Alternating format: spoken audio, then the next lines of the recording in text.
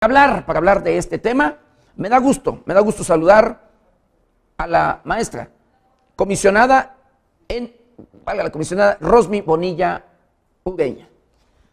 Maestra, ¿cómo está? Muy bien, Pepe, muchas Bienvenida. gracias. Gracias por Bienvenida, el esta es su espacio. casa, Muchas este gracias. es su espacio. Muchas gracias. Platícame. Híjole, tuvimos un problema, perdón, primero Sí. disculpas allí con la nota que teníamos previa precisamente a la entrevista, que es Ciudadanos del Sistema Estatal Anticorrupción y Consejo Consultivo perfilan acciones para este año. ¿Cuáles son las acciones que se perfilan precisamente para este 2020? Fíjate, Pepe, que durante los 2 años que ha tenido de instalación el sistema, estábamos esperando que a nivel nacional se dictara la Política Nacional Anticorrupción, porque los estados formamos parte del Sistema Nacional Anticorrupción, es decir, nos tenemos que sujetar a lo que suceda a nivel nacional. En diciembre pasado, finalmente, se aprobó la Política Nacional Anticorrupción y eso nos da las directrices para los estados para saber hacia dónde tenemos que caminar en la conformación de las políticas estatales. En el caso de Michoacán llevamos un avance interesante. Somos de los estados con un avance mayor en la conformación de la política, porque a nivel nacional se dicta la ruta de que debemos consultar a la ciudadanía sobre el problema de la corrupción en el estado de Michoacán. Eso lo hemos hecho a través de 2 ejercicios de consulta digital por parte del Comité de Participación Ciudadana y hemos estado realizando desde noviembre del año pasado foros regionales. Ya realizamos uno en Zamora, realizamos uno en Lázaro Cárdenas y hace un par de semanas estuvimos en Uruapan, en la Canaco, trabajando con los empresarios. A ver, maestra, Michoacán es uno de los estados que ocupa los primeros lugares en tema de corrupción. En este sentido, ¿qué tienen? ¿Cómo van? ¿Cuáles son las cifras? ¿Cuáles son los antecedentes que ustedes tienen hasta el momento sobre el tema? Mira, el diagnóstico que tenemos es un diagnóstico de gabinete, es decir, nos basamos en las cifras que nos da INEGI, que nos da INCO, que nos da Transparencia Mexicana. Efectivamente, Michoacán es uno de los estados con mayor opacidad en el ejercicio presupuestal. Y esta situación tiene también mucho que ver con el tema de que los ciudadanos no sabemos en qué se está gastando el recurso público. Es decir, cada año el Congreso del Estado nos da a conocer la Ley de Ingresos y de Egresos a finales del año, pero durante el transcurso del año no sabemos en qué se está gastando el dinero hasta que viene el análisis de la cuenta pública, nuevamente en diciembre. Pero durante el año los ciudadanos no estamos conociendo en qué se está gastando el dinero. Eso es precisamente uno de los retos que tiene el Sistema Estatal Anticorrupción y hemos empezado a trabajar con la solicitud de información a los diferentes órganos del Estado, precisamente para que, por ejemplo, en el caso de la deuda pública, al Comité de Participación Ciudadana y al sistema en general se le informe. Ya sabemos que ya se contrató la deuda, ahora queremos saber en qué obra pública, que es el anuncio que ha hecho el Ejecutivo, en qué plan de obra pública se va a implementar este recurso. Híjole, pero, a ver, maestra, ¿hay algo que se haya hecho en este sentido luego de que el estado de Michoacán ocupa y ha ocupado el primer lugar en temas de corrupción? Sí, estamos trabajando en eso. No podemos, ¿cómo decirlo? No podemos atacar un problema tan grave y tan sistemático con una sola acción. Tenemos que hacer muchas cosas para poder acabar con el tema de la corrupción, no solo en el estado de Michoacán, en todo el país y a nivel Latinoamérica también es un tema bastante fuerte. No, pues sí es preocupante que el estado de Michoacán sea claro que es preocupante, de los más sí, por corruptos supuesto. y que de ello, de la mano, desgraciadamente por este tema, vengan hechos delictivos, que los propios funcionarios luego sean aliados de los criminales, lamentablemente por este tema de corrupción, y que la corrupción no nada más va en temas criminales, sino en otras cosas, en muchas otras cosas, que también es un crimen en un determinado momento. Claro, de hecho la presidenta del sistema, la maestra Elvia Higuera, siempre lo ha manifestado, la corrupción es tan grave que mata, ¿no? La corrupción en el sector salud, por ejemplo, evita que los medicamentos adecuados estén suministrándose a los pacientes. La corrupción en la construcción de obras públicas genera accidentes como el socavón que vimos en el estado de Morelos. La corrupción en la administración de la justicia genera precisamente lo que estamos viendo en el tema de los feminicidios, que no haya castigos y que la impunidad siga imperando en este tipo de cuestiones. No solamente en cuestiones, como bien lo dices, penales, también en cuestiones administrativas hay impunidad. Y una de las cuestiones que también estamos solicitando a las autoridades que conforman el sistema, hay que decirlo, el órgano que toma las decisiones en el sistema es un órgano que está conformado por 9 funcionarios y una presidenta ciudadana. Quienes toman las decisiones son 9 funcionarios y un ciudadano. Entonces, lo que se le está solicitando a los integrantes del sistema es que nos informe la Contraloría cuántos casos tiene en seguimiento, en dónde se están atorando, por qué se están atorando, cuáles son los tiempos que tiene que seguir de acuerdo a su normativa, la auditoría igual, la Fiscalía Anticorrupción, cuál es el estado procedimental que tienen. ¿Sí lo hacen? ¿Sí cumplen? No nos han informado, no nos han informado. ¿No? ¿Por qué?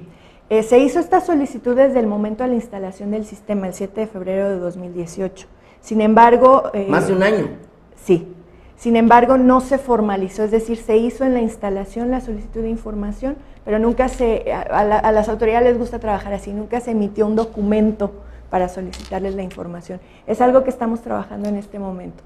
Estamos generando lineamientos para solicitarles la información y nos sentamos con ellos para ver cómo la necesitamos los ciudadanos, que nos sea útil, porque lo cierto es que en muchas ocasiones a través de las plataformas de transparencia los ciudadanos podemos solicitar información. Te voy a poner un ejemplo, y es un ejercicio que hemos estado realizando con el Observatorio Regional Zamora, con quien hemos estado trabajando mucho. Se pide los expedientes de obra pública y nos entregan un legajo así, de dictámenes técnicos, que si no eres ingeniero o auditor de obra no entiendes. Sí.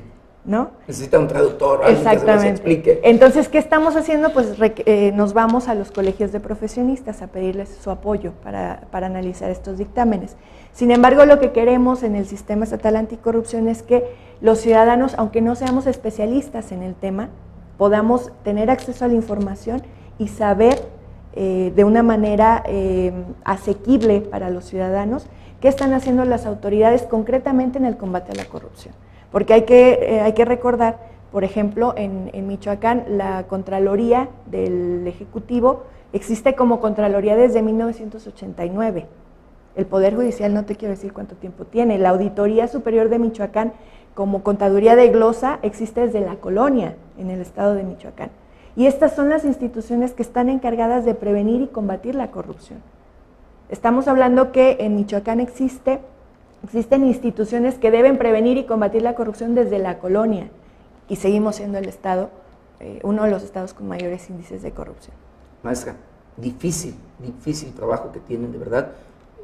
Obviamente, pues luego los políticos, los funcionarios buscan en un determinado momento, pues, maquillar, corromper y demás para no exhibir el basurero que luego se sabe que hay, porque pues bueno, lamentablemente, de verdad, difícil el trabajo que Así tienen. es.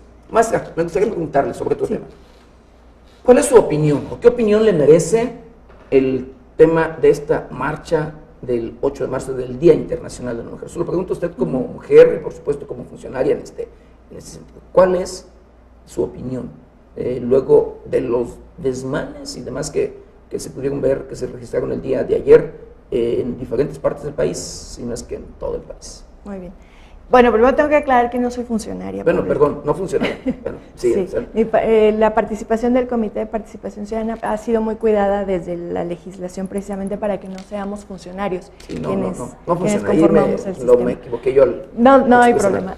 Como mujer te puedo decir que apoyo la lucha. El día de hoy vengo vestida de morado precisamente porque creo que esta lucha, esta circunstancia que se ha vivido en los últimos meses en el país no es la primera marcha que vemos de mujeres protestando por la situación que viven muchas otras mujeres que han desaparecido, que han muerto en circunstancias lamentables, y la impunidad que impera en estos casos.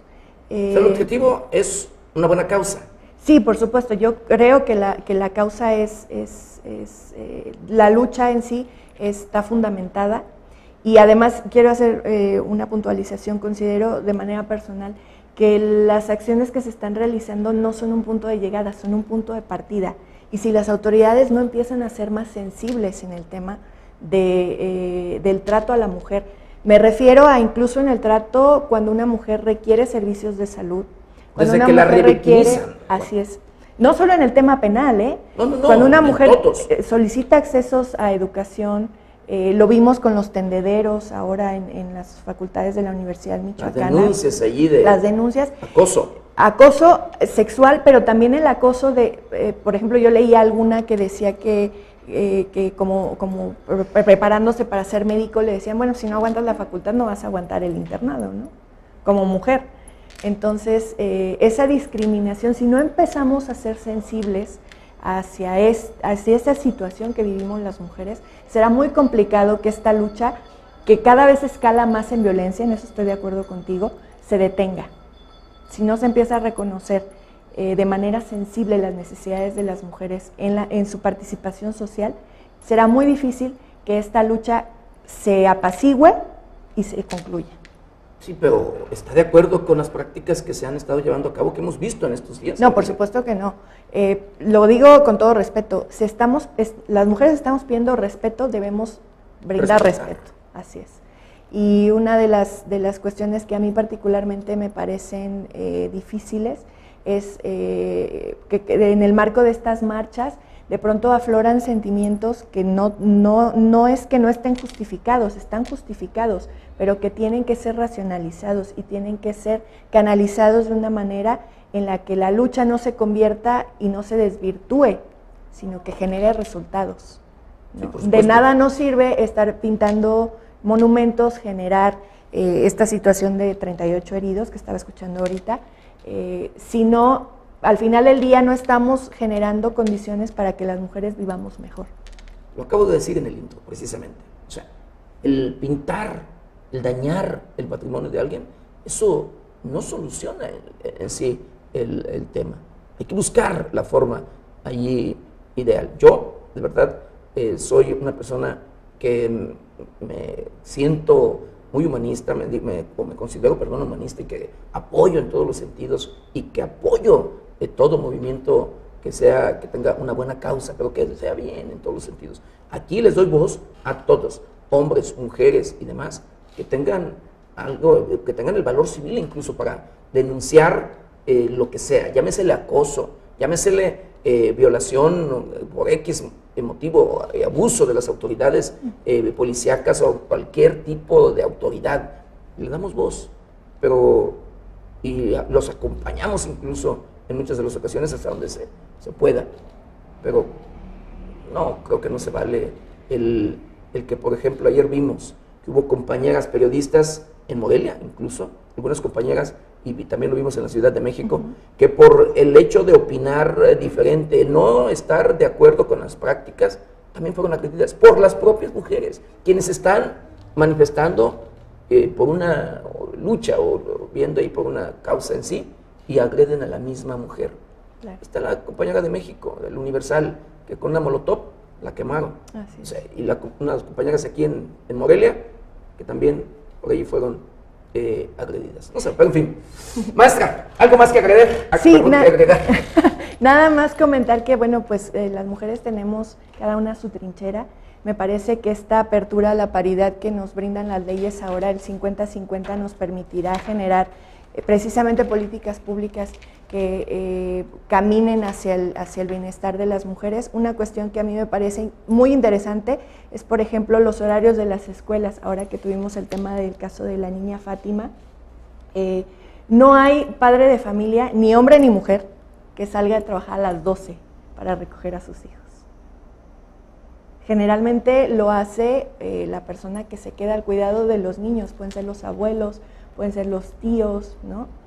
O la mamá tiene que salirse del trabajo para ir a recoger a los hijos. Entonces, ese tipo de cuestiones que pueden parecer tan simples, si las mujeres desde la administración pública comenzamos a cambiar eso, si una secretaria de educación, una subsecretaria de educación comienza a trabajar para que esos horarios se extiendan y las mujeres y los padres, las mujeres en general como madres de familia, pero también los padres de familia, los hombres, puedan recurrir a horarios extendidos en las escuelas de sus hijos, me parece que ese tipo de acciones son estratégicas, son sencillas de implementar y brindarían un verdadero resultado a la lucha que se está emprendiendo desde hace algunos años. Maestra, le agradecemos de verdad el haber aceptado la invitación, hablarnos de temas de interés para toda la sociedad, como es estos de los cuales el día de hoy platicamos con usted. Muchísimas gracias. Gracias por el espacio. Ella fue la maestra Rosmi Bonilla Ureña.